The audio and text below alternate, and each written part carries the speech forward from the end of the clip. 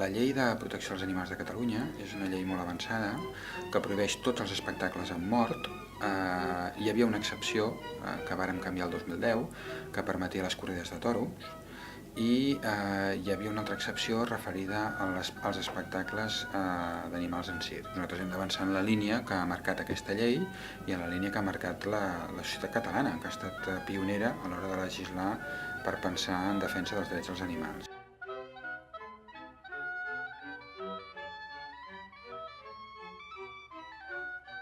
La época está cambiando, el ser humano está cambiando, los conocimientos científicos nos confirman que los animales tienen sentimientos, tienen necesidades propias y objetivos vitales propios.